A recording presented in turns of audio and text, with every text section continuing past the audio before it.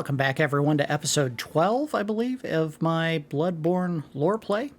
So, in reviewing the footage that I had for the episode we did in Cainhurst Castle, I noted that I kept walking past a chest that I thought I was going to come back to at some point while we were journeying through the castle to open. And it turns out it does have an item that would be interesting to look at and acquire, but not necessarily important to the overall play through the story. So even though it really doesn't matter in the long play out of how the game is going to go, I figured we could go ahead and go pick that up. And then on the way there, we'll discuss some of the other stuff that we're going to try to do today. But let's go ahead and get back to the castle and try to get that item. I don't want to give it away, but if you're familiar with the game at all, you probably already know what it was. It was a weapon of some kind. And I believe I can just go this way to get to it. I guess we'll find out. Now, I will apologize in advance if I'm a little bit rusty. It's been a couple of weeks since I played the game last. I do tend to do episodes in bunches, edit them, upload them to YouTube, and then go on to other projects for the channel. So not everything is done one episode at a time, and sometimes I miss things. There it is. That's the chest that we were trying to get. I better not stand here for long or someone's going to stab me. Oop. This is what I was supposed to do, or not. Right into it. There we go. So this is the item that I was missing. And hopefully I don't get pegged by... Yeah, I did. Evelyn. Alright. So I got what we were here for. We can get out. Hopefully without dying. Whew. They are not happy that I'm here. I don't need to tangle with them. We got what we're here for. Alright, so let's take a look at that item. There's a handgun called Evelyn. This one right here. And of course, we can't actually use it because it requires a minimum blood tinge stat of 18, which you can see in the bottom there where attribute requirement is listed. But let's look at the description of it. Special pistol used by Cainhurst Knights. The Evelyn uses quicksilver bullets just as any workshop firearm, but the Cainhurst variant relies more on blood tinge. Lovingly named after a woman and graced with an intricate design, Evelyns were adored by Cainhurst Knights. Okay. So, again, not super critical, but it was one of those things where I watched when I was editing that particular video, and I was like, why didn't I go get that? It's right there. But, you know, even playthroughs of video games uploaded to YouTube are never going to be 100% perfect. It's just the way it is.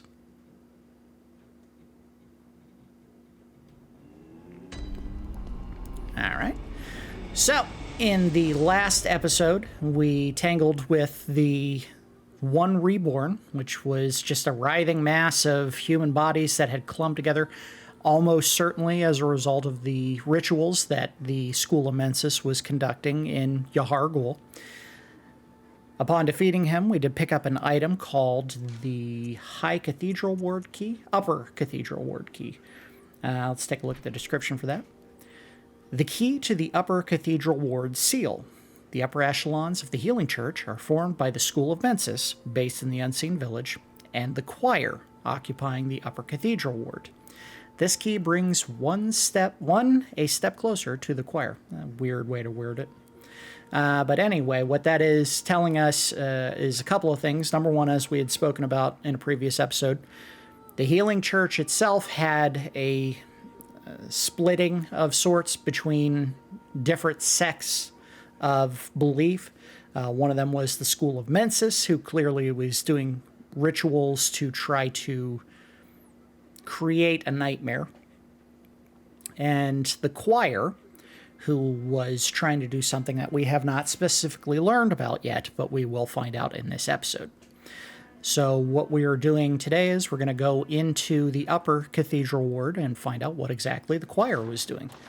We do know that at some point they had been in Yharnam chanting, singing, and once the ritual, the bulwark that Rom the Vacuous was, in theory, preventing from taking place. Once that bulwark was gone and the School of Menses was able to finish its ritual, the choir stopped singing. Why did they stop singing? I don't know if that ever really gets explained in the game, but we are going to go find out what they separately were doing during the events of the game. So let us go to... Is it here? Nope.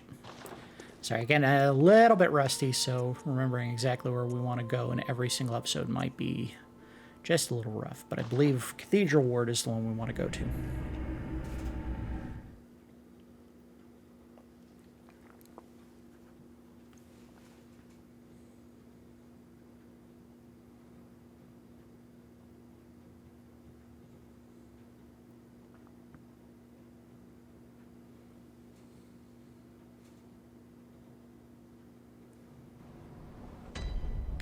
We're back! Still not doing too great, apparently. Yep. I don't think these guys ever get any better. They're in the state that they're going to be in probably for the rest of the game, with some exceptions. Poor Ariana is not doing too well. Before, she just said that her stomach didn't feel good and she felt awful, but now she can't even speak. Adela was whimpering, probably just bordering on a state of mania because of the events that are unfolding.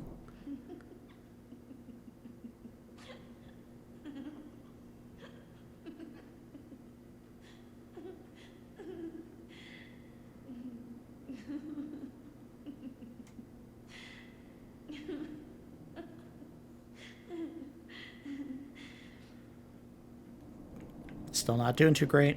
And the skeptical man's probably still going to be a jerk. Your lies spin a web, but I see through your deceit. I did not learn from book. Yep. I learned it. Yada, yada, yada, yada.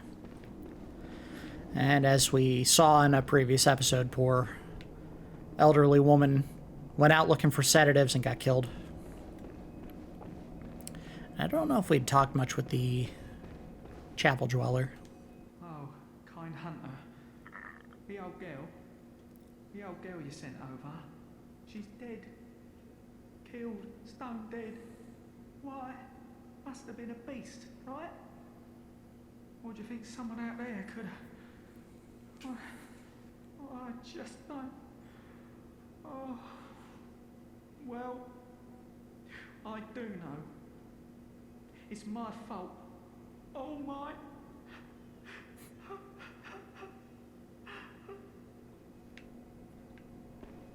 It's not your fault, bud. I was the one who sent her out there. Just part of the story we're trying to set up. But, I mean, if there was any point in the game where you were debating whether or not this was the character to trust or the imposter Yusefka, I don't know how much you need to believe that that is a genuine character. Whereas the voice of the imposter Yusefka has an unsettling quality to it when she actually takes over for the real Yusefka.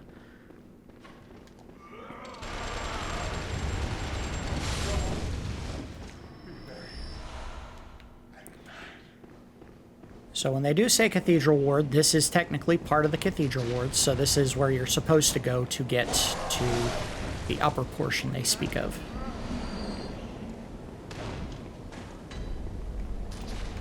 Alright, boys. Ah! Thought you were dead.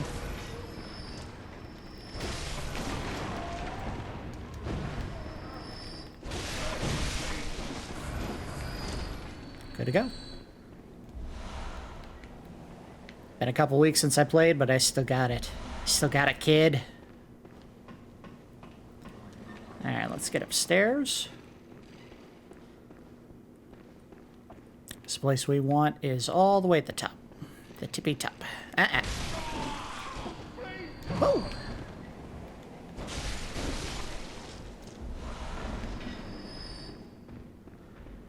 And here comes the big boy. See if we can get the timing right on the parry on the first try, or if I'm gonna get messed up. What are you doing? He's like, I don't want anything to do with this lady. Get back here, you doofus. Yep, still got it. Oh yeah.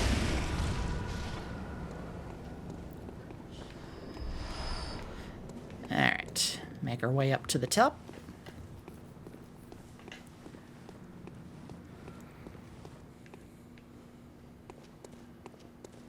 And in here, where we have another group of people just waiting to trap me. You missed! Here comes the other one.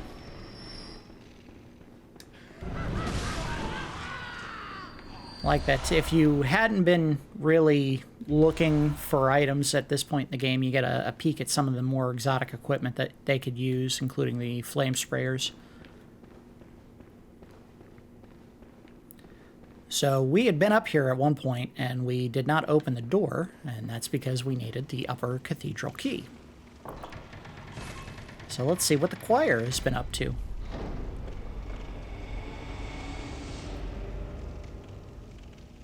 Spooky. They do love their creaky trees, don't they?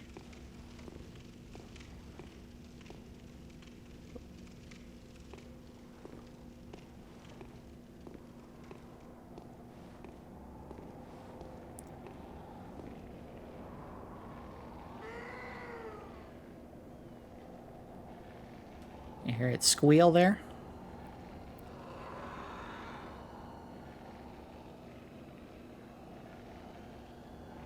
Also important to note that this game has spent an inordinate amount of time just letting you go through areas with absolutely no music, except for boss fights. And this is one of the first times you actually get a little bit of it.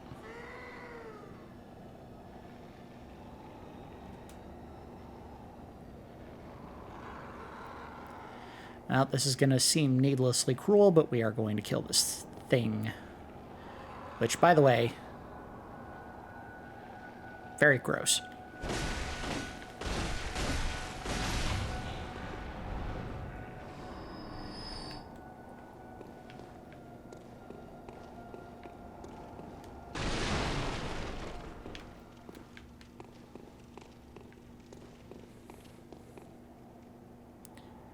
So one of the things that we had observed while going through Yharnam, Central Yharnam, was that there were plenty of chests, or caskets rather, that had been sealed shut.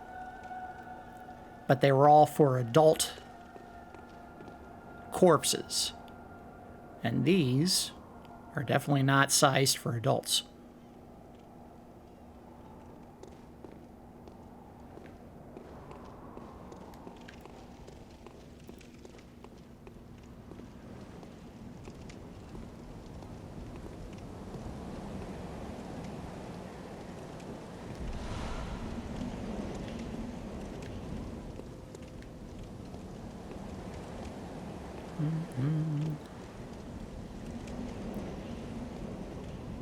Uh-oh, we got some church servants up ahead.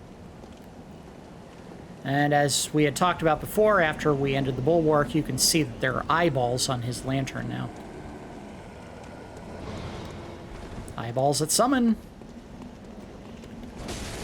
Oh, uh-oh, oh! He hits hard. Oop. That could also have been, oh, the combination of attacks. It's one of those situations where you probably want to take them on one at a time. This is the game's subtle way of telling you it's about to get a little bit harder.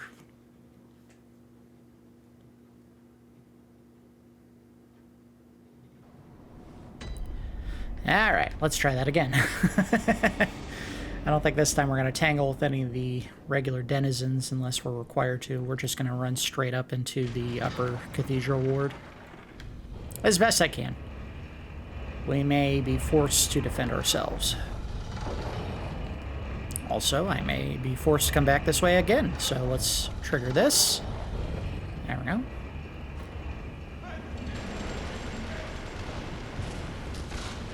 See?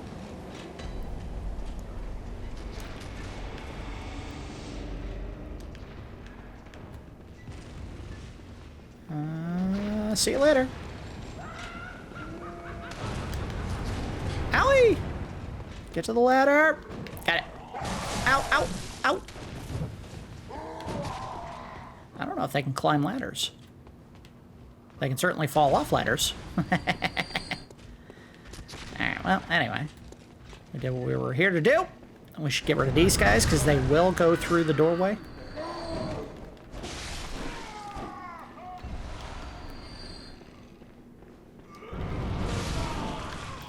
I don't really require any bullets or blood at this point. As I mentioned in a previous episode, I did just a tiny bit of farming to get some souls so that I could buy the blood and bullets that I would need for probably the rest of the game. But you never know. Maybe things get a little tricky and I need to go back to the dungeon of name that we dare not mention again.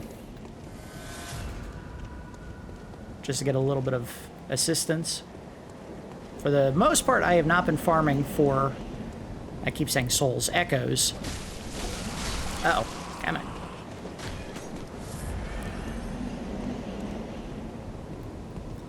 May need to stun one of these guys and give him a Viso.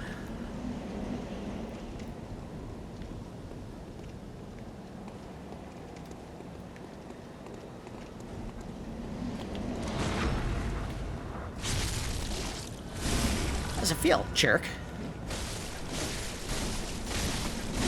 Oh! Gotcha.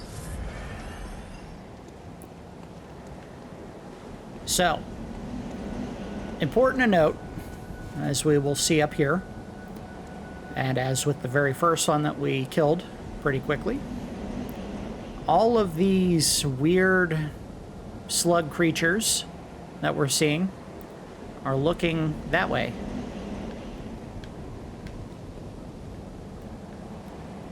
Until, of course, they get aggroed, and this one's going to try to attack me. And now the other two are alerted. That very first one could care no less that you're there. It's enraptured by whatever it is it's looking at in this direction. I have to turn the audio down. It's a little high.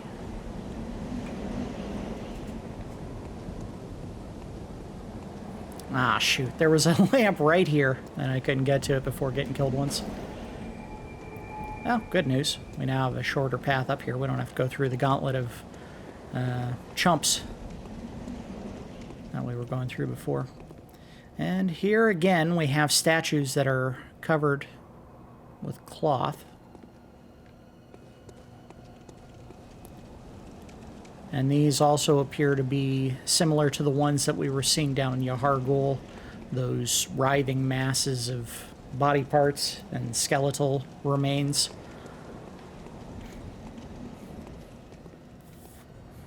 And up here, we should find some more of the little sluggies. There they are. And yet again, where are they all looking? That way.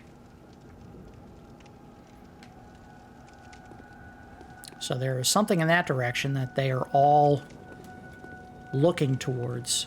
We just can't see it yet.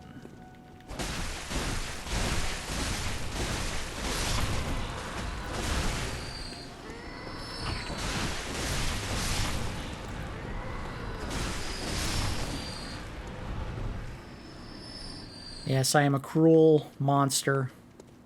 We're just gonna have to accept that. Great Lake. Let's take a look at that one. It's not... There's probably not going to be a whole lot of variety in any of the ones that say lake or sea or metamorphosis. They all basically do the same description, but they might have different stat bonuses. Like this one is an all damage reduction. Great Lake, a Kareth rune that transcribes inhuman sounds. This transcription of the Great One's inhuman voices ripples like a watery reflection. This rune means lake, and those who memorize it enjoy general reduced damage. And again, it just talks about the bulwark that Rom represented, or invoked, or existed simply because he was there. Hard to say.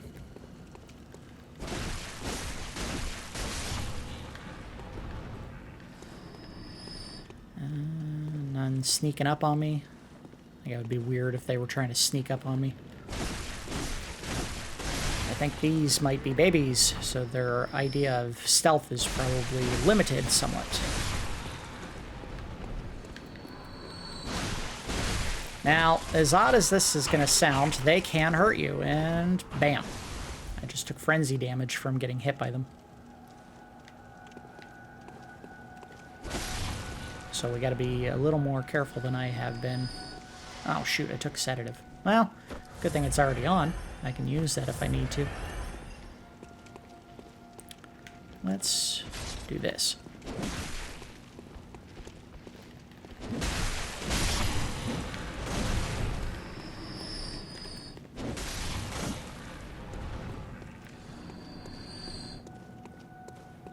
Any more? Doesn't look like it. You'll note that all the statues also appear to be holding sticks of some kind. And these do look different than what we were seeing before. They almost appear to be a different version of the... what was the name of the amygdala statues that we were seeing kind of leading up to the main cathedral. They almost look a little bit like the little slug guys. They got the eye suckers on their heads. And we got some more giant crows out here. Ouch! They're not getting any easier.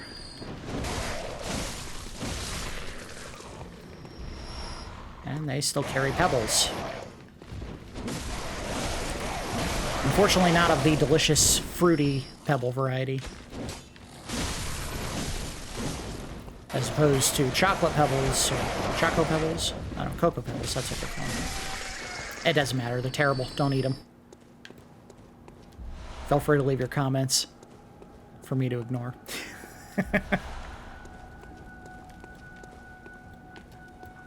Nothing there. We're alright for now.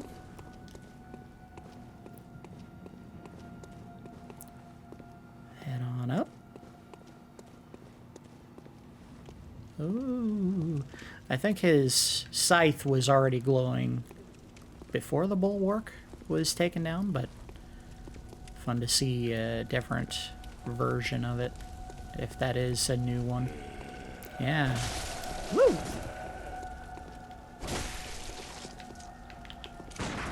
Haha. You earned that because you're big and slow. And you see on the left there is one of our Mind Flayer Oogie Boogies. Well, the mix on this game can be very peaky at times, and other times a little bit too quiet. Right up the keister. Sorry, that is your punishment for existence, my friend. Also because you were going to try to steal some of my insight, and, no. Ooh, new clothing. I hear someone chomping in the other room, so rather than take a chance on them suddenly being alerted my presence, let's walk outside so we can take a look at that good stuff. Yummy, yummy clothing. Let's turn this way so I don't miss anything. Alright. So all we got was the body garb. The body, hands, and the feet, but we can get everything we need from that without the headgear, which is found separate at some point. Attire of the choir. High-ranking members of the Healing Church. Members of the choir are both the highest-ranking clerics of the Healing Church and scholars who continue the work that began at Byrgenwerth. Together with the left-behind Great One, they look to the skies in search of astral signs that may lead them to the rediscovery of true greatness. So The Healing Church sought evolution through the use of the old blood. The School of Menses sought ascension through the opening of the Nightmare Realm, or the creation of a Nightmare Realm. And it appears that the choir is still trying to communicate directly with the Great Ones, and in specific, a Left Behind Great One. Now, we have heard mention of this Left Behind Great One before, but we haven't actually seen it. And that was the Great One known as Ebrietas. How do we know about that? Well, we have an item called Augur of Ebrietas, which says that it is the remnant of the Eldritch Truth encountered at Bergenworth, and that it uses phantasms to partially summon abandoned Ebrietas. So apparently, these phantasms open a portal when we use it, and we saw in a previous episode that it just seems to open a portal into the cosmos, and then a bunch of tentacles come shooting out. So the choir apparently knows where the Great One Ebrietas is. Possibly they're keeping it hidden away somewhere. What do we know for certain right now? All these little sluggies are looking in that direction. Could be that they're looking the direction of the Great One. I guess we'll find out.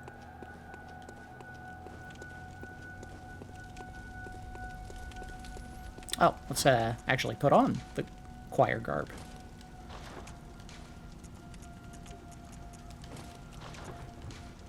I don't know if there is a set of clothing in this game that is bad.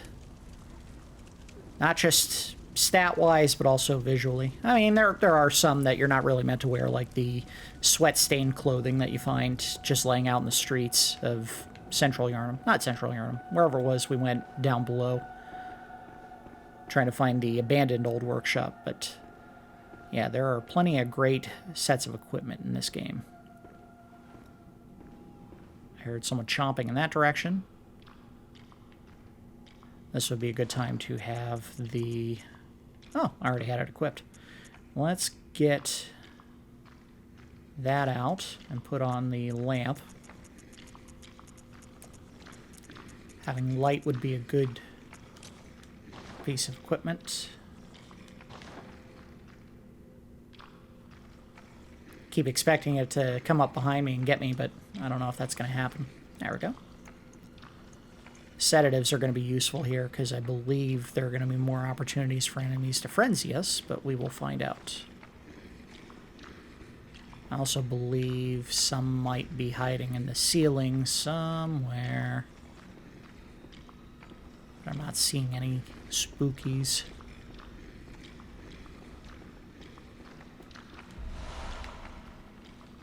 Aha. Hello. Can we open the door? Of course not. Can he open the door? Yes, he can. Oh!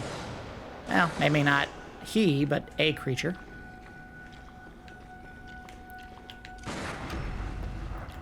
Gotcha. I was one of those players when I went through Dark Souls that just could not get the timing for a parry correct ever. Just couldn't do it. This game was a revelation because not only did I learn how to do it, but the power of being able to parry. Now, the advantage to this game, of course, is the gun is a ranged weapon, so you could be 20 feet away as long as you get the timing right. You hit the enemy and they get stunned. Of course, in Dark Souls, you have to do that with a shield, which means if you miss the timing of the parry, you're going to take a hit no matter what. And that was never a fun aspect of this game. Or that game, I should say. So we can see this is another church of sorts. But they had all kinds of statues set up and wrapped, and clearly they had been doing something they didn't want the people to see. That's what I would have to assume is the purpose behind the wrapping of these statues, is they didn't want ordinary people to see what they were venerating, because they knew that if the general populace knew, they would probably revolt against the church.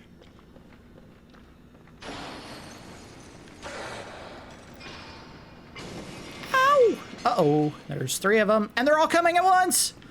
See if we can abuse the doorway.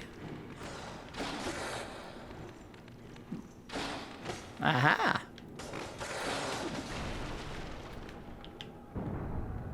Oh, that was weird. The audio was muffled.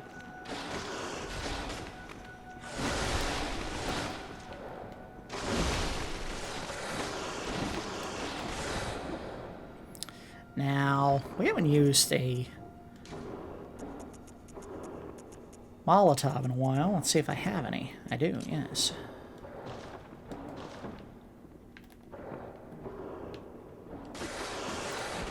Oh, swing and a miss. Take two. There we go. Look at that.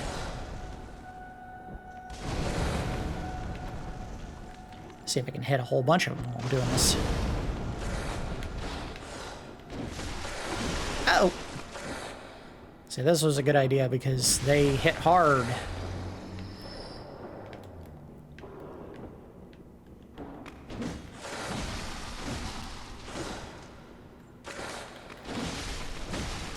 Alright, two down.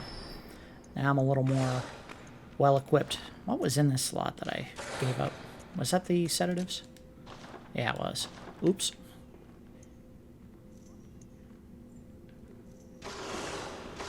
So I heard some panting. I was worried that there was someone here, but I know there isn't. I think at this point we found all the NPCs of note in the game.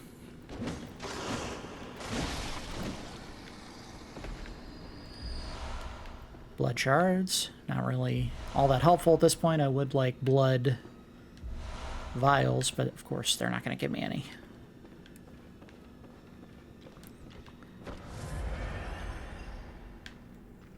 I hear someone chomping away. I see a mind flare way up there on the balcony in the distance. But I'm looking for one over here on the right that might be skulking in the shadows.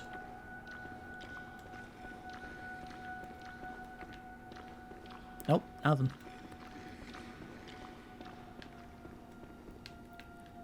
They can be very sneaky. There he is. Now, if we can, we want to get this drop on him so that he doesn't get to do his little magic trick where he binds me up and then I take a tentacle to the skull where he sucks out my insight.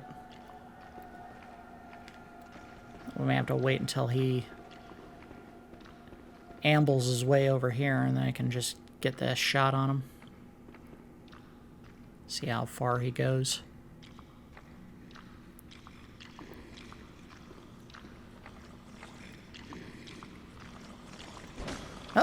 Oh, blew that. Knows I'm here now. Alright, let's just do it. He takes some hits. Perhaps a different gun, or weapon, rather. Oh! Oh! Oh no, he got me! Oh, there goes the insight. Oh, and a lot of health, too. Man, they really get you when they do that. I was hoping to get the drop on him. He got the drop on me! He did it twice! Oh, crap. Now, the good news is we have a ton of Madman's knowledge stashed away. So what I really need to do is I need to get clear of him and his run and grab attack that he keeps doing.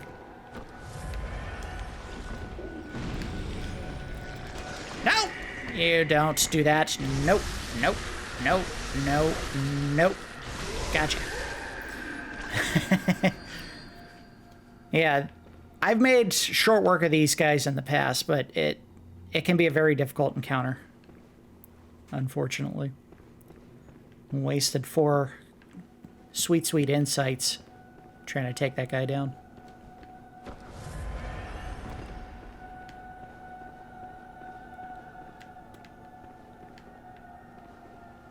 I see one of my old buddies, the Oogie Boogies. I'm probably going to get tricked. Yep, there was the trick. Ugh, bloodstone chunks, that was worth it too. But we see who's hiding around the corner, so let's do a little setup. Oh yeah, look at that.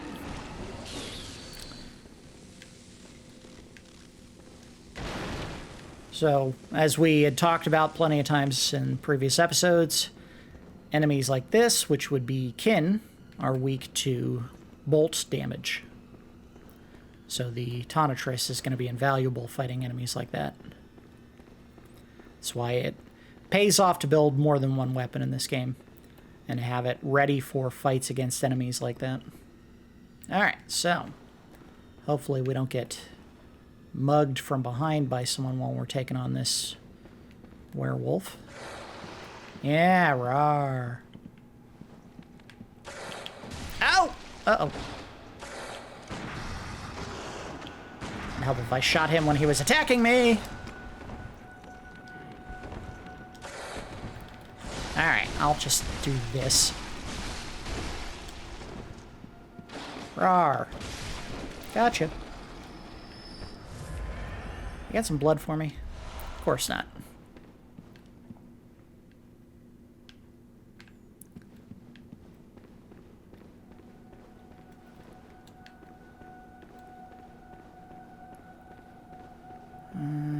Anything good in here that we haven't seen? Probably not.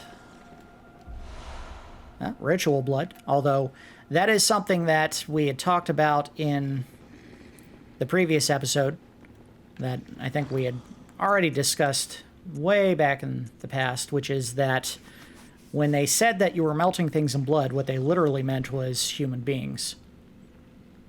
As you can see by the advanced state of the ritual blood, the number next to ritual blood is the level of ingredient there. So ritual blood 2, you can see just the tiniest bit of a skull poking out of the blood there, and then in 5 you can see multiple skulls.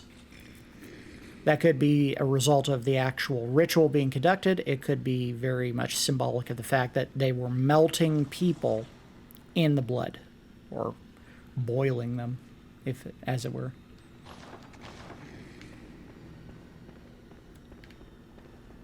Oh, there is an item back here.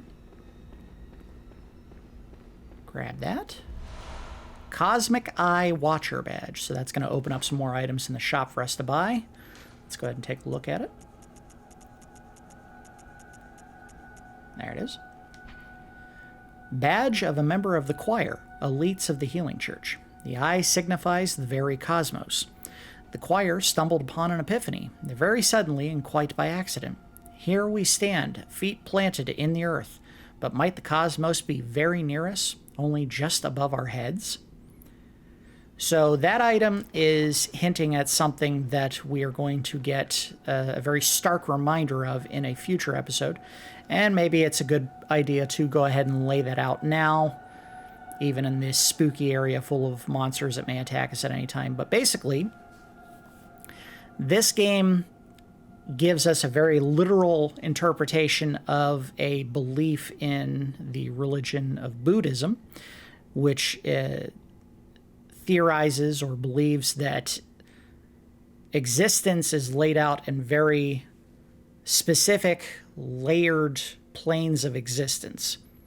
And some of those planes are physical, some of them are spiritual, mental, and the representation of those planes of existence in most of the art that you'll find of the breakdown of the planes of existence are tiered layers that literally sit one on top of the other on top of the other.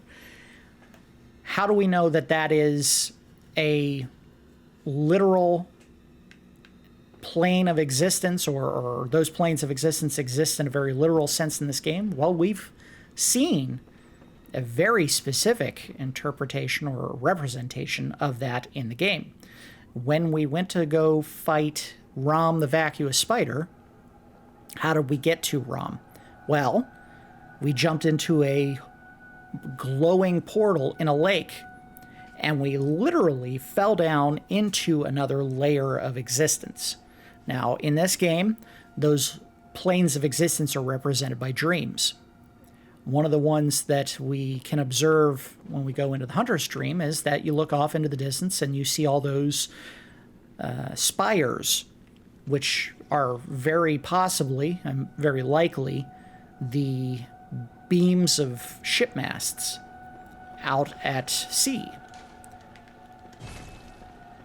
We also noted that when we went into the Nightmare Frontier, you could look off in the distance and you saw what looked like the tops of ship masts. So this item that we just picked up, the Cosmic Eye badge, is postulating, or the choir postulated, that if we can drop down into dream states, is it possible that the cosmos is another plane of existence and it's literally above us, just another plane that sits directly above the waking world. So we may start getting some hints of that, a very literal hint of that, possibly in this episode. It depends on how long it takes to finish off what we need to do here today. We are at the 40-minute mark, so it's possible we do not get to that point, but we will give it our best. I don't know if we could go any further back here, or if that was just an attack that was a one-off and we can't. Nope. And this door is still sealed, so what we need to do is downstairs somewhere. I think I know where I had to go. There was a room where one of those mind flayers attacked us, and we need to go back there. Just trying to make sure we do everything. You don't want to miss items like that. That is a very important item. And it's just stuck on a body in a hallway.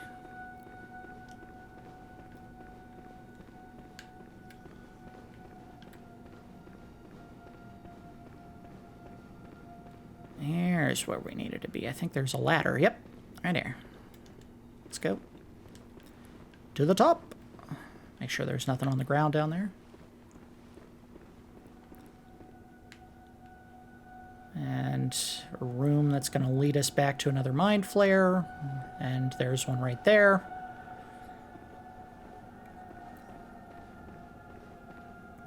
I call them mind flayers. They probably have a very different and specific name. Uh-oh. Oh, he got me. It's a good thing we have a ton of insight banked, because these guys are going to suck me dry. Come on. No, you don't. Jerk. No more chomps for you. I said no. Oh, come on! No, I just died. Yep, he got me. Shoot.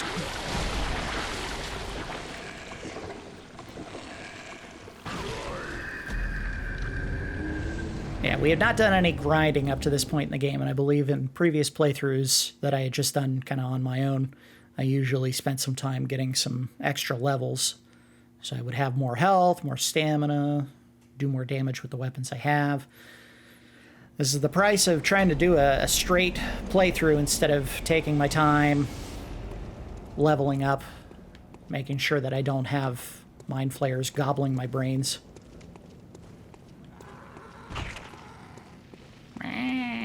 You're not my real threat. You can stay right there.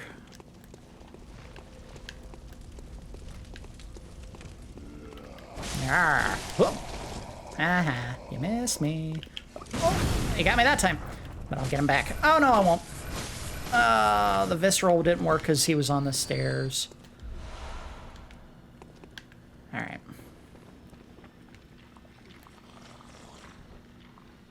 Well, you did such a good job with me last time. I feel like I should return the favor.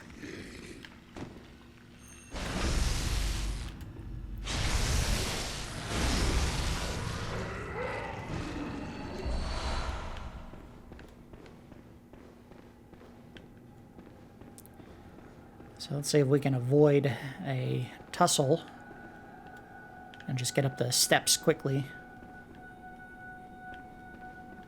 Unfortunately, all those... Ah, look at that. They're coming at me. No chance to avoid it. Let's go ahead and pop you out. Uh-oh. I'll just take this slow. Whoa! He climbed up the wall. I think that was just him clipping on the door.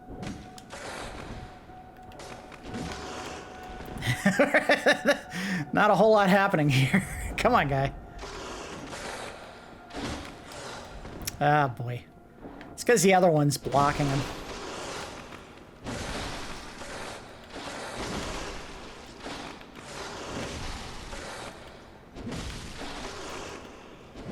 You boys need to learn how to share. It's enough damage for both of you. Rawr. See, if I was being smart, I would just use a bullet and stun him when he was doing his wind-up attack there. But I'm not being smart. I'm trying to be careful! He came through the door! Yeah, it's supposed to be able to do that. I wish to file a grievance. You took advantage of my taking advantage. That's too many advantages. Ah, well, at least gave me a twin bloodstone shard. Alright. Now I feel like I have a chance against you. Misso? Not dead. Interesting. Just gotta finish him off. Oh, there's another one! I forgot about you. Ow. Oh, owie! Oh, boy. Can't let him do that too many times. Double blood. Ah, come on. Get in there. Get in. Get after. Get after. Get after.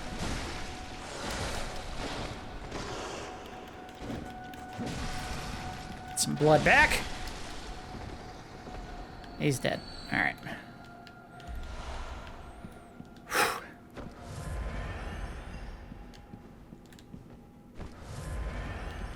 Sure, I'm good and blooded up for the next miserable encounter. Actually, if I had been thinking about this, this is probably a shortcut right here that we can pop open. Is there a switch? Somewhere? No? I guess not. Oh, maybe that's not the shortcut I'm thinking it is.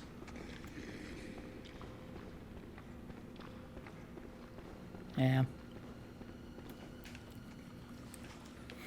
Well, if we can't use that as a shortcut, we can't use it as a shortcut.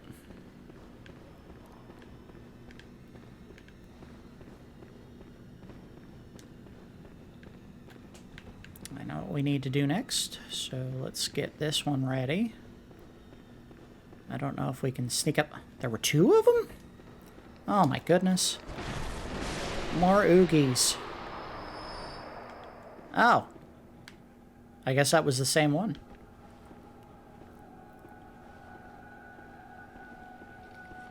Interesting. I didn't know they respawned.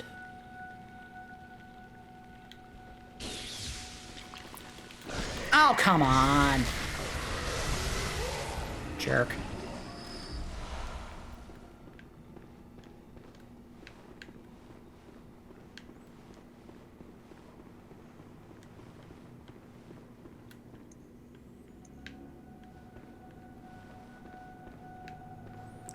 See if we can't wait for him to come to me.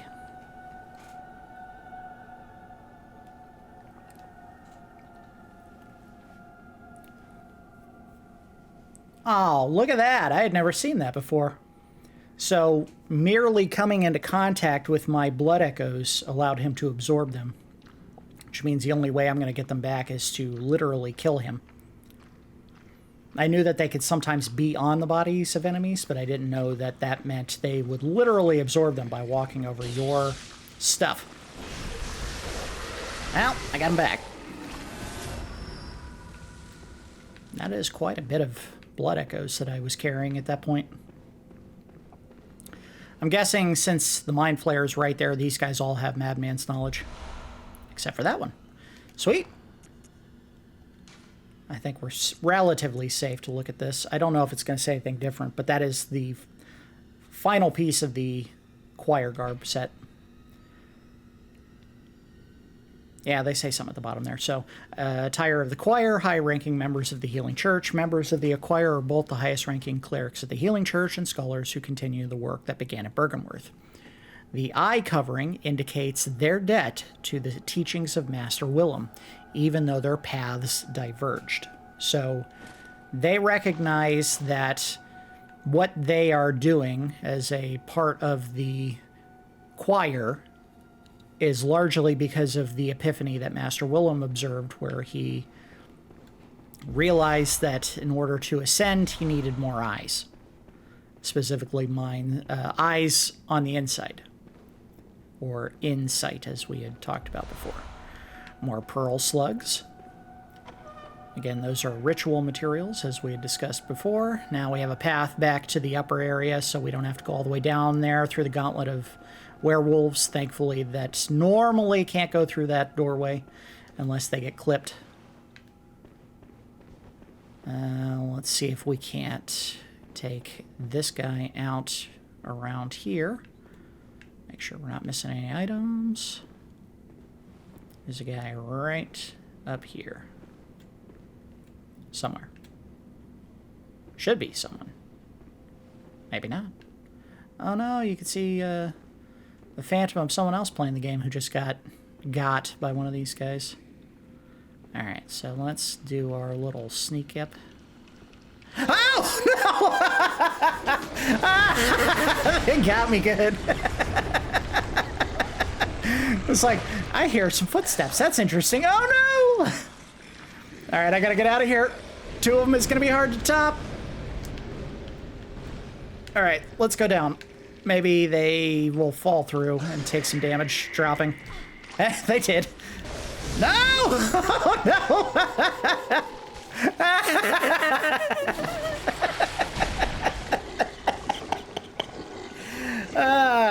You can't do much but laugh at something like that. The game got me. Here I am thinking, oh man, I'm gonna get this guy so good, and then they got me.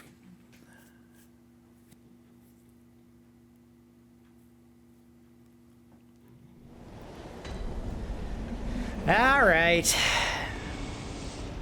Well, I was hoping that we could start the DLC before the end of this episode, but it's starting to look an awful lot like I'm going to need a full episode just to finish this area. This has been very expensive for my stock of insight, unfortunately. Ah, no you don't. Ow! You're not doing that, buddy. Give me my blood back.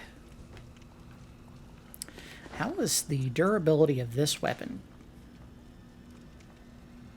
It's alright. We haven't used it a ton. Not yet. Not yet.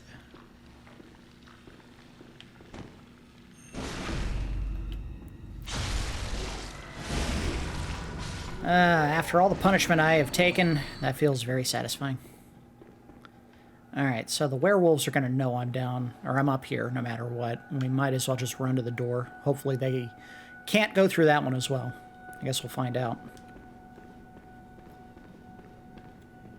Go.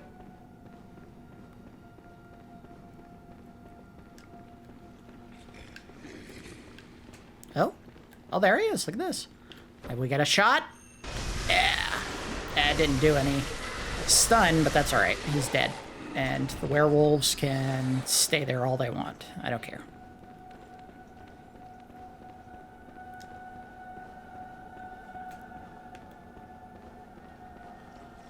Oh, okay. Almost walked right down the pit. That probably would have done serious damage if not outright killed me. Alright, so we've learned our lesson. There's going to be one that's watching me, and we might want to keep an eye out for him.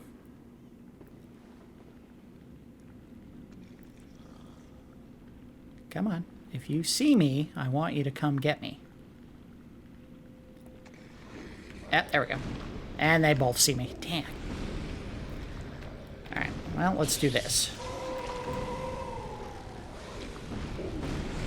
Come on.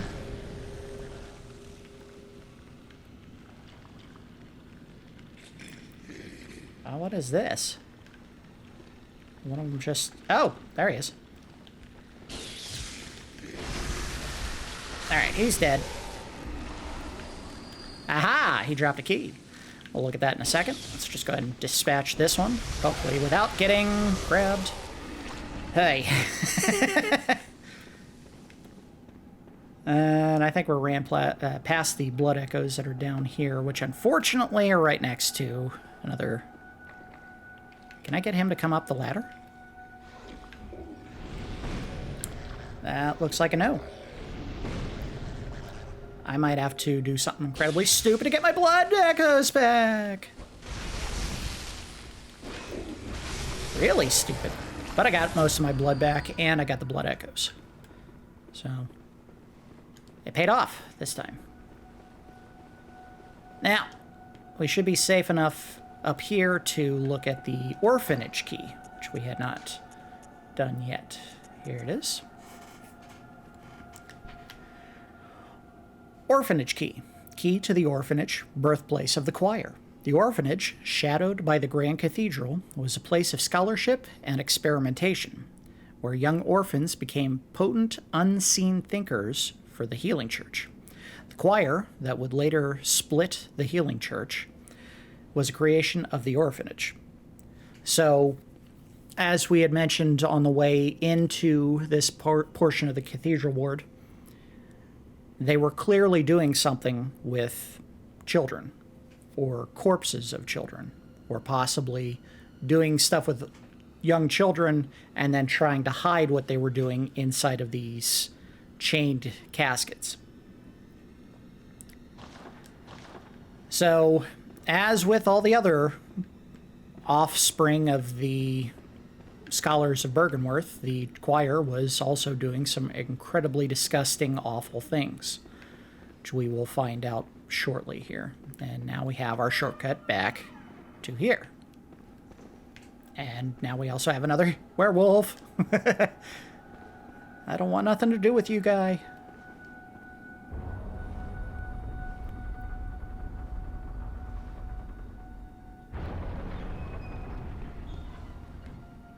Interesting.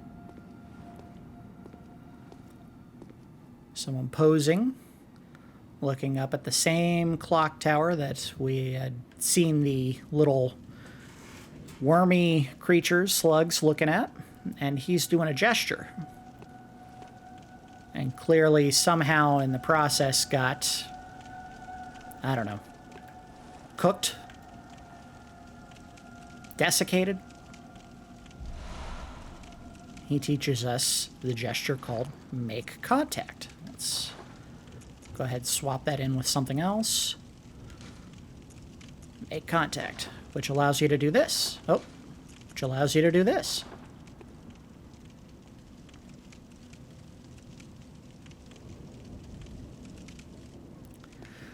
Now, he's also looking up at the top of the building, which could indicate that whatever he was trying to quote-unquote make contact with was in fact up inside of that clock tower.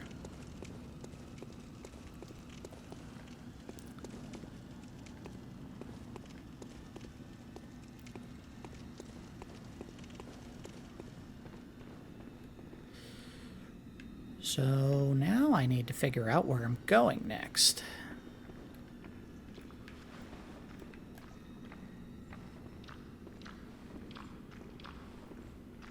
Nope. Bad. Oh. Ow. Uh-oh. Come on. Get some blood back. Oh. I don't. Yes, you do. I'm trapped. I'm trapped. Ah. I may be a tad underleveled for this area.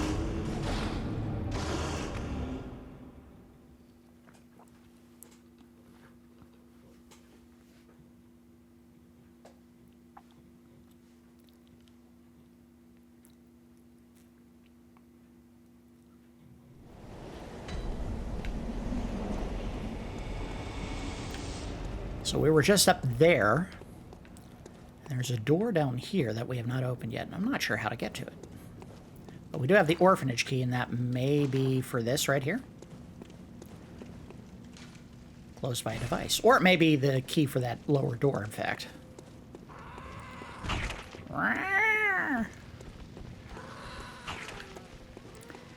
They don't like me.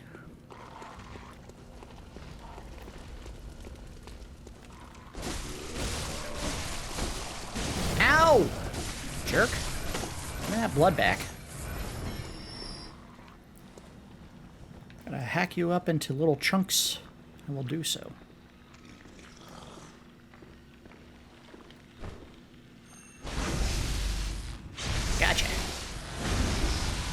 me that blood back.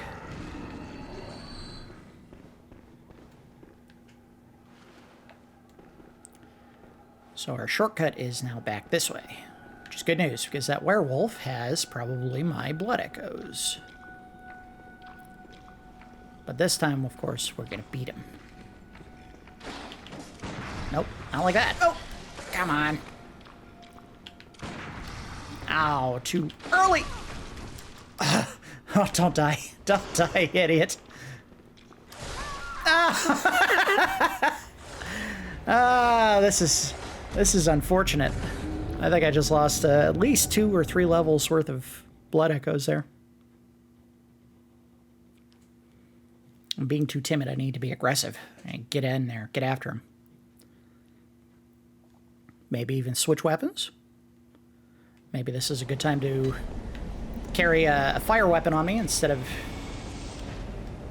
going with my usual complement of standard saw cleaver and tonitrus.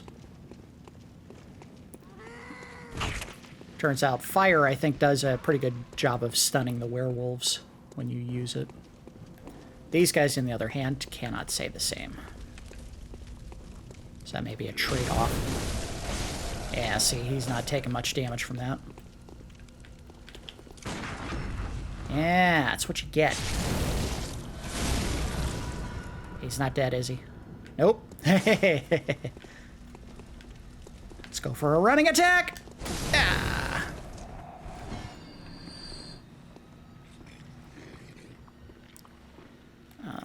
He has my... See, sometimes it seems like the blood echoes just kind of transport to people. I had never seen them pick them up before, though. That was interesting.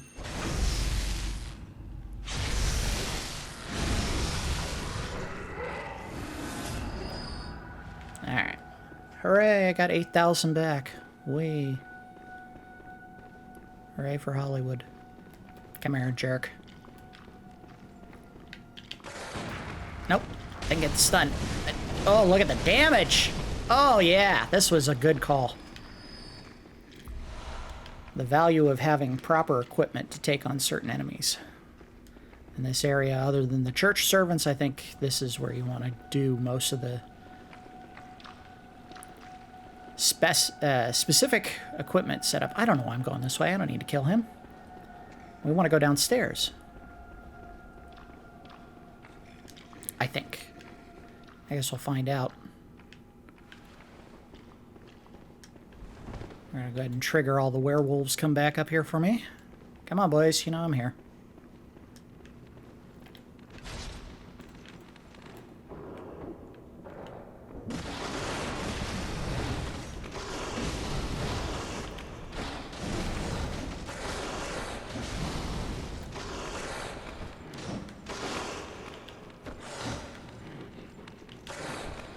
Gotcha.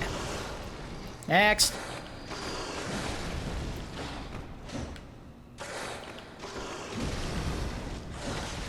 Ouch. Let me get some blood back. There we go.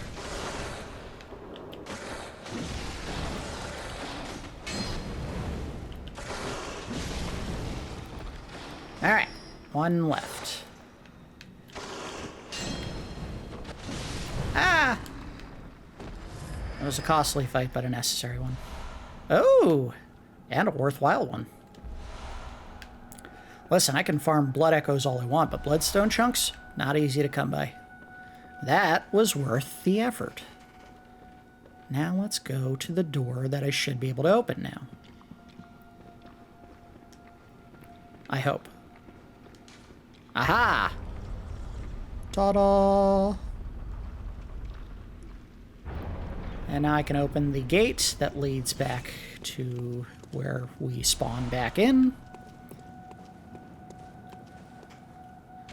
That was a lot of dying just to get this one very close by shortcut open. Alright, we've made progress. That's the important part. Let's get to the top of these steps. And I think we're going to see something very interesting coming up. Other than statues covered in suckers. I don't think those are supposed to be eyes. But again, these people have some very strange ideas of worship.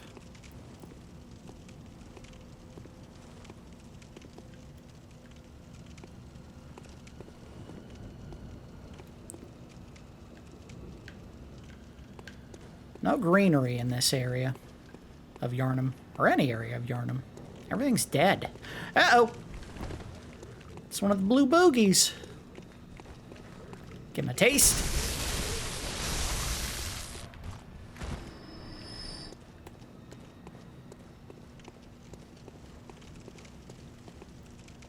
Now, interesting to note, these were the things that Yosefka was making. And based on the clothing that she was wearing, which looked very much like this, that probably means she was a member of the choir. So perhaps that is what they were doing in the orphanage? They were making these mushroom men? I believe they're called the Celestial Mob.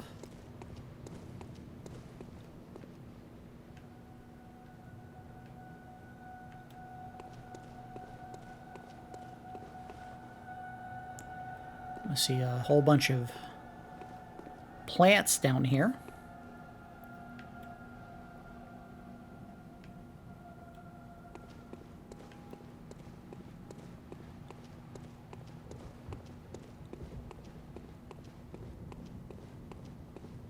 And guess what? We have a boss fight. All these celestial mobs are coming to get some. I say, let's give it to them. In a careful manner, because they can be tough.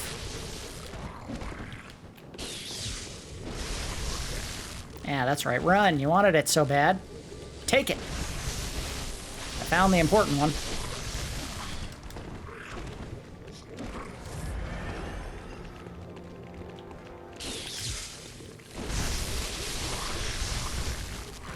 Unfortunately, as you can see, they don't give you any experience. Killing them is not enough.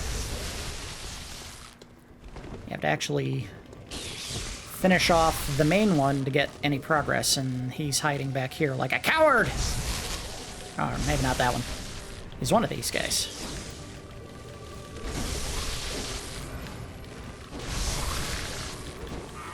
Okay. Let's not get lost down here. Uh-oh.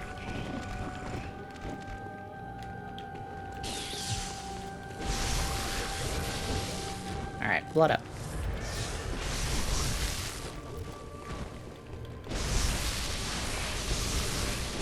Still looking for the main one. He's here somewhere. Hey, there he is! So that is the Celestial Emissary. And of course he's gonna work with his buddies to do work on me, but we don't want to fight them, we want to fight the big boy. Uh-oh. Ow, ow, ow! He's flailing!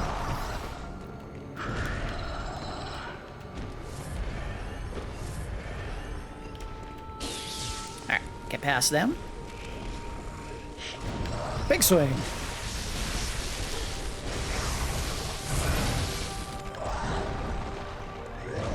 Uh-oh. He's mad.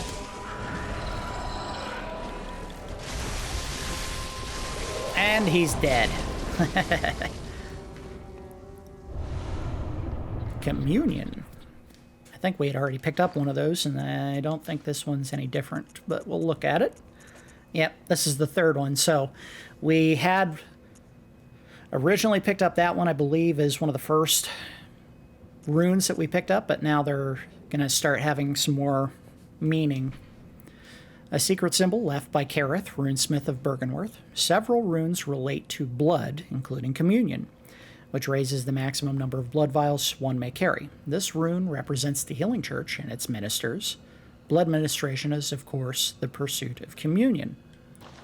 Now, we just killed something called the Celestial Emissary. The choir, of course, was trying, from what we can gather, to not only reach the cosmos, but apparently communicate with a great one. A celestial emissary, which we know from what we can tell by encounters with Yosefka's clinic. The Celestials were the creatures that the choir was creating. An emissary would imply that it was a go-between from humans, possibly to a Great One. So it appears that what they were trying to do was, by creating these creatures, make a being that was capable of communicating with a Great One. These bulbs down here are a type of flower. These flowers possibly had something to do with that communication. The celestial mob seemed to be coming up from the ground around here, so it's possible that they were burying humans inside this flower bed. Hard to say. We don't see any graves or anything like that. It could just be that they were attracted to these flowers, which we note right now are not bloomed. We just see the bulbs. Anyway, we got the hunter's lantern back up. I don't know if there's anything up here that we need. This is just another part of the larger chamber where the emissary was kept.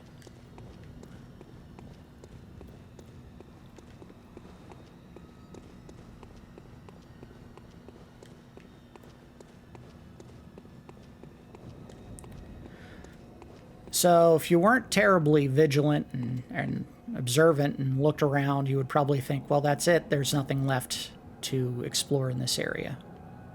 You would be wrong.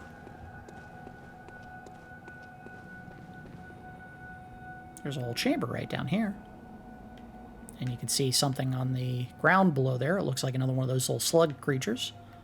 You can smash the window and go right through. I don't think you can break all of it, just that one piece. But here's another sluggy.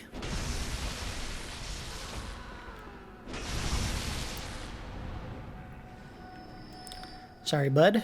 You were merely in the way of my search for whatever it was the choir was hiding. Because all of them had something to hide. You can see even the celestial mob is trying to keep me away.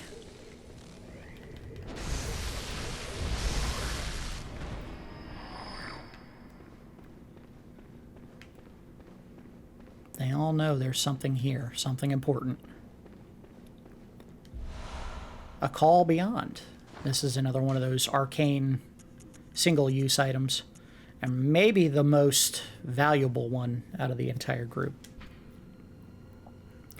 One of the secret rites of the ritual, secret rites of the choir, rather. Long ago, the Healing Church used phantasms to reach a lofty plane of darkness, but failed to make contact with the outer reaches of the cosmos. The rite failed to achieve its intended purpose, but instead created a small exploding star, now a powerful part of the choir's arsenal. At times, failure is the mother of invention. So again, the choir, in their attempts to evolve, were doing so by trying to make direct contact with the cosmos and anything that they could find out there. And in their process, they found a way to summon an exploding star, small one at that. And now they can use that as a weapon. Unfortunately, we cannot, because it had a minimum stat requirement for 40 arcane, which we are currently only at 20. It would require a lot of grinding to get access to that, and it is a very useful item if you can actually get to that point. We may or may not get to that point. I don't know if I shouldn't need to operate that. I don't know if we'll be able to get enough blood echoes without me dying repeatedly to actually use that particular item. By the way, if it wasn't obvious, and maybe we'll see that by accident up above. Actually, let's do that real quick. Just go back up. It's alright, you probably already saw what we're about to approach. But this chamber down here is, in fact, the High Cathedral. See the lantern down there? In fact, you may be able to see the idiot that was killing poor Eileen. There's the big seated table and the skull of Lawrence sitting on the altar there. I don't see the guy. It may be that he is despawned. I don't think we ever beat him. That's all right. But the Healing Church was directly involved in the hiding of what's sitting down here.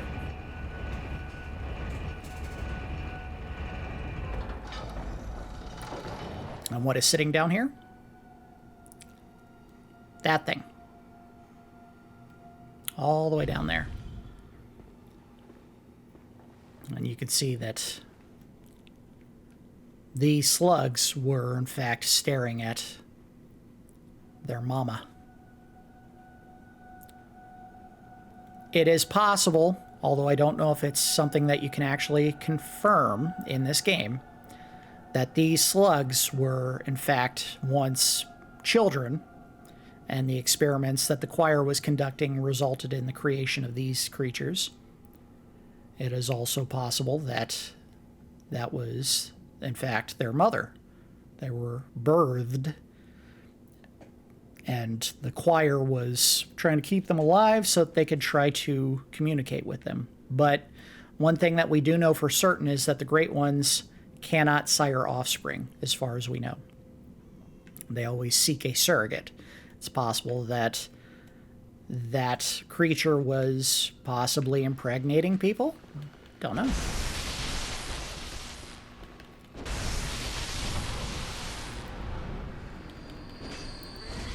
Owie! Uh-oh. I'm going to take frenzy damage. Ouch. That's what I get for tussling with them.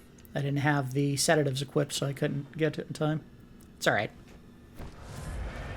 I don't think this is going to go very well on the first encounter, but here's the good news. Walking into this chamber will not initiate a fight.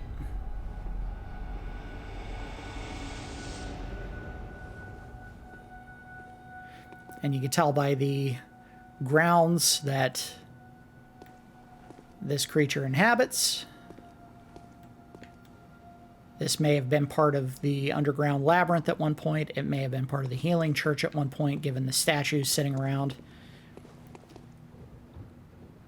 They could have just discovered it by digging underneath the church and decided to leave it here.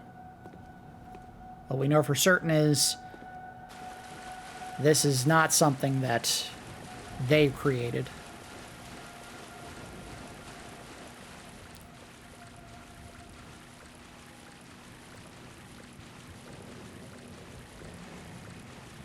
Now, important to note, since she will not, I say she, not sure if it's a he or she, it will not react even if we get up in its face like this.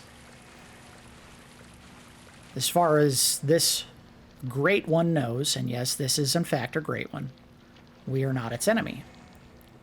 But you'll note that it is sitting in front of what looks an awful lot like Rom the Vacuous.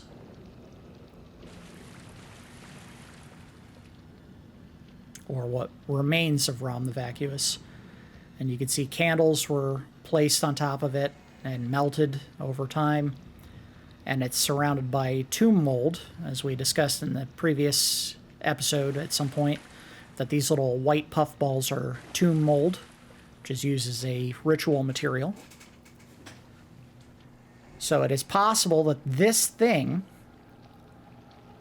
was either connected to this Great One, maybe one of its offspring. Again, it's possible that this creature implanted a child in the womb of another unsuspecting human. We don't know. What we do know, though, is it's not of this planet, and I am a cruel monster, so I'm going to try to kill it. But before we can do that, let's run back here and summon in a little help. Help is always good. There is a very real possibility that I'm going to get my butt handed to me here. Damien of Menses. So, interesting to note, this was the same person who helped me end the bulwark that was preventing the School of Menses from completing its tasks. So why would Damien of Menses want to get rid of a Great One? Could be that its very existence pulls resources away from the School of Menses. It could be that the existence of another Great One prevents them from creating the Nightmare Realm that they were trying to open. Only way to find out, just bring it in.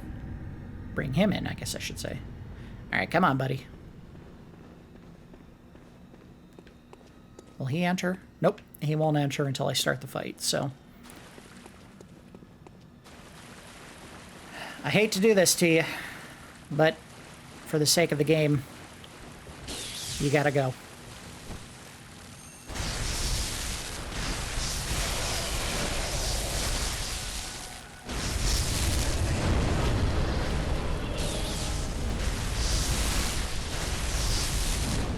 Uh-oh.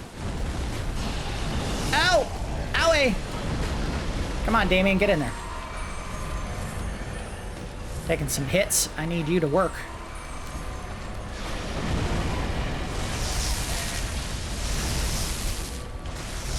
So, Great Ones are different than kin in that they may not necessarily be weak to bolt damage. And the Tonitrus may not actually help us here.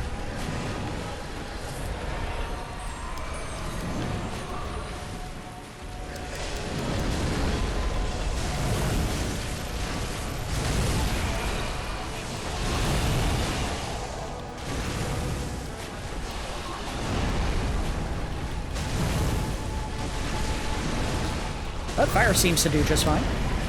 We may also put on the saw cleaver if this doesn't go well. But we're doing alright right now. Right now. Oh! Oh, there was a chance for a visceral. I bet that was it.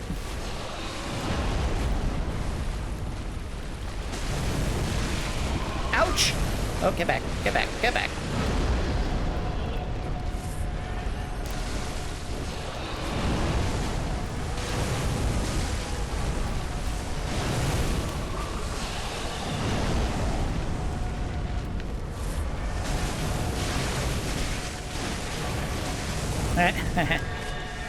Going right where an anus would be if they had one.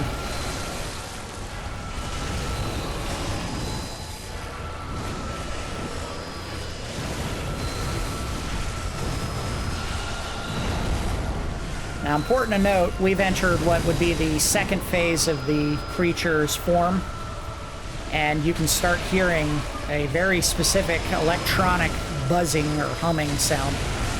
That's because it's possibly trying to summon help.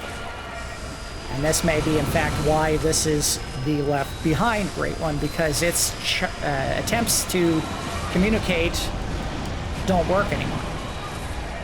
Damaged antenna, lost connection with the other Great Ones. You can see the area around it starting to buzz. Uh-oh, gotta get back, get back, get back. I need blood. I need blood.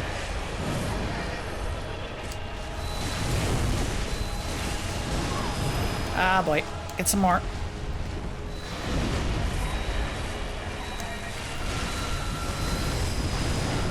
So close! It's over! Yeah! First try.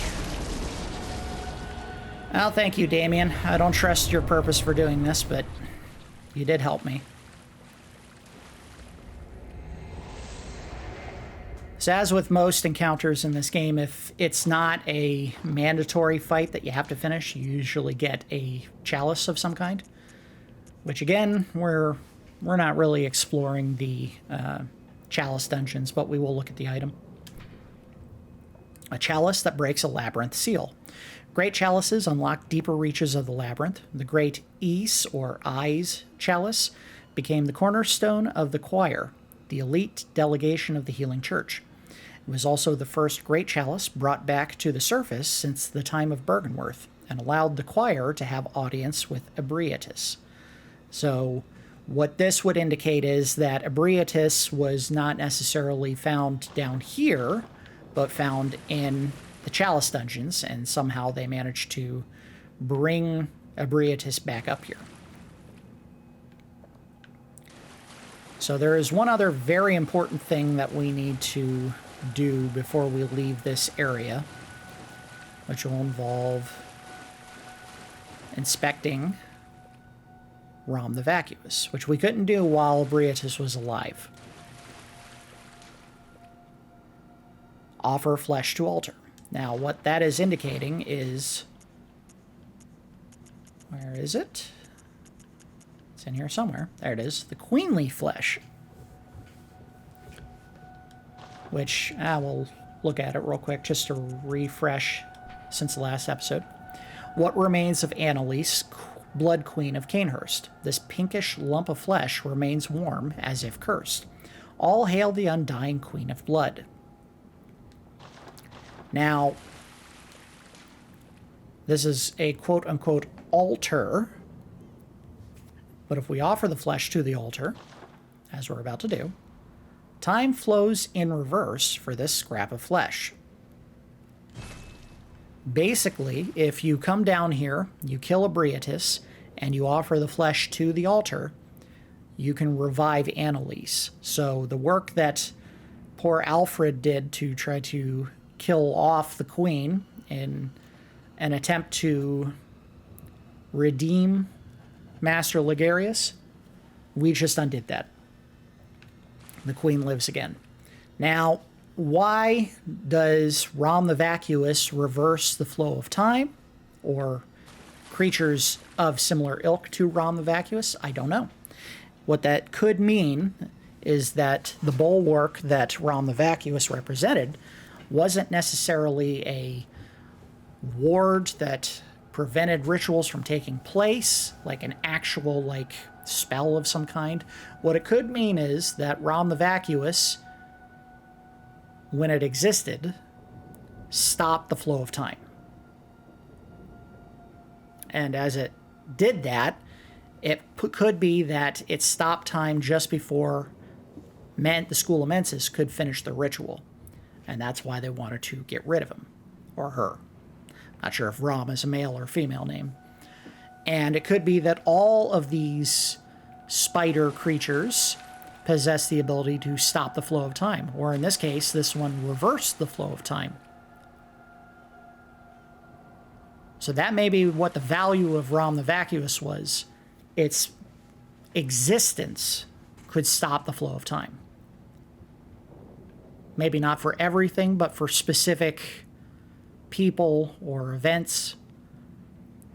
And the presence of this one down here could have been used to keep the people in the choir alive indefinitely, keep Ebrietas alive indefinitely. Could have been a lot of things. All we know for certain is Rom the Vacuous was clearly not the first of its kind, and great ones, by their nature, tend to be one-of-a-kind creatures, which is why they can't reproduce. So the existence of this creature would indicate, of course, as we had already talked about before, Rom the Vacuous spider was never a true great one. It was always something that was created by Byrgenwerth. So anyway, we have accomplished what we needed to do here today. We're going to go back to the dream.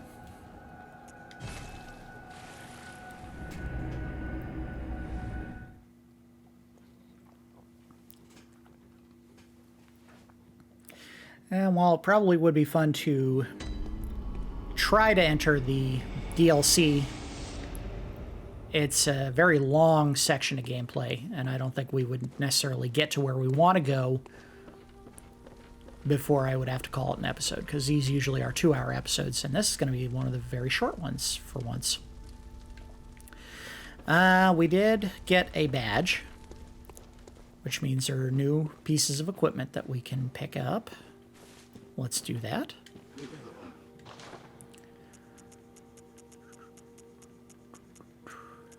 Nothing there. Nothing there. Ritual blood might not have been available before, but I don't know for certain.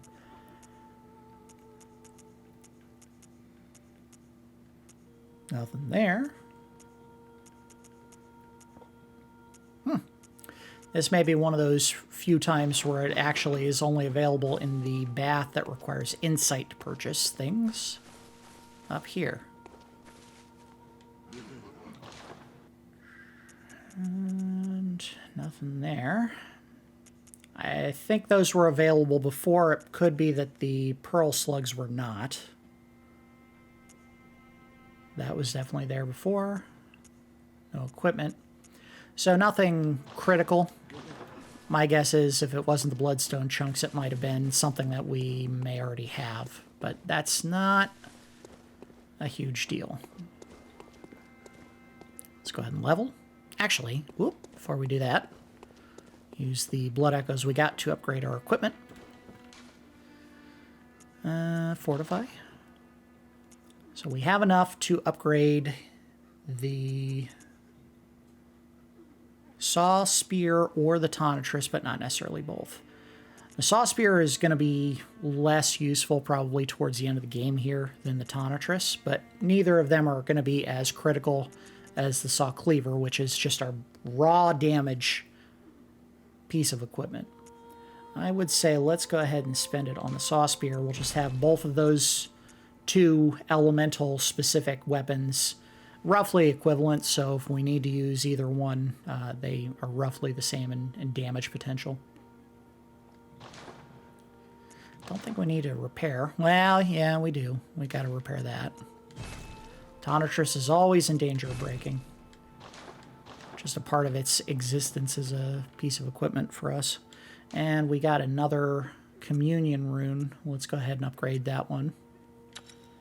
There is no penalty for having multiples on. I think you can have all of your slots, your Kareth rune slots, be the one type. But we don't need the blood echoes that much.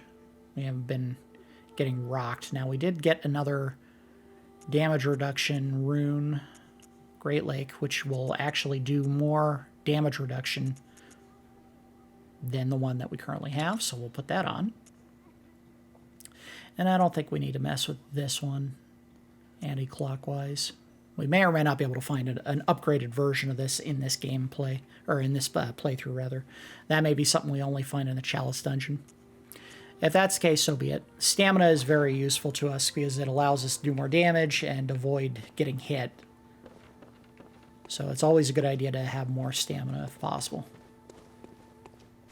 Alright, so I think we're going to level up and then we're going to call this an early episode. Welcome. What is a short one for once. Very well. Let me step. Let's see what we can put points in. So we can do probably 2 levels and then that's it. And I had said we probably weren't going to reach 40 arcane, but maybe we do. It might not be a bad idea to just mess around with the more exotic arcane equipment. Farewell, good hunt. May you find. Thank you. All right. So let's do a quick recap on what we did here today. We did go up into the Upper Cathedral Ward and find out what the choir was hiding. Basically, what we found was that they were in possession of a Great One, specifically the left-behind Great One, Abriatus. Now, what we can tell from what we had experienced today is that the Great Ones don't speak English. Spoiler alert.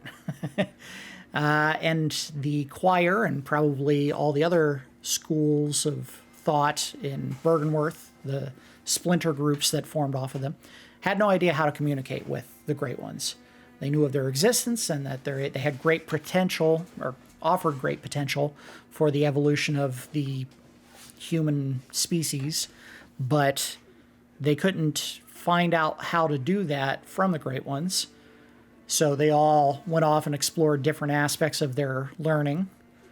And the choir stuck to it. They wanted to find a way to communicate with a Great One, and they tried to do so by converting people into kin, specifically into celestial mobs. They found a plant, from what we can tell, that helped in the process of creating these celestial beings. We know that they certainly have a big stock of them down there. Maybe they are used in the process of converting people. Maybe they're used for something else entirely. Hard to say, but we know that they exist within that bed of plants that we couldn't really see. And they created what the game describes as a being that was acting as an emissary between humans and the Great One, that big mushroom guy named the Celestial Emissary. Unfortunately, we did have to kill Ebrietas, and we got a chalice that suggested that Ebrietas was in fact somewhere down within the labyrinth, which is where the school found them. Whether it was the choir specifically, I think that's what the item was saying, is it was the first major discovery that they made after leaving Byrgenwerth. Is that what it said? It was also the first great chalice brought back to the surface since the time of Byrgenwerth. So yes, this was something that the choir specifically found, which means they probably were also the only ones who found Ebrietas. Maybe the Healing Church knew about it as well, which is why it's within the Grand Cathedral. But ultimately, they were the ones who were trying to communicate with Ebrietas. And we also found what looks like their first crude attempts to make contact with a Great One, which was this gesture here. I have seen something online that I don't know if it's very easy to prove is the case, but that this gesture here is meant to represent a crude attempt at communicating via math with a Great One. Because one of the great theories about our first ever communication with another intelligent species, extraterrestrial species, will be to show our understanding of math. How would this be a demonstration of that? Well, this would represent a right angle, 90 degrees, and you can see she's shifting her hands. Interesting. I didn't know that she could do that without the very specific use this will have in the game. But again, she's shifting her hands left and right to show what a right angle is, which is a 90-degree angle. So if that is what that's meant to represent, great. There is a little bit of theory behind that, that human beings, if we ever do encounter extraterrestrial life, we won't share a common language. We'll have to communicate first through math, and then maybe from there we'll be able to develop a language that we both understand. But ultimately, I think that's what that may represent, but we can't prove that in the game. Anyway, I think that's going to do it for this episode of my long playthrough Bloodborne. As always, I do appreciate all of you watching, and I will see you next time.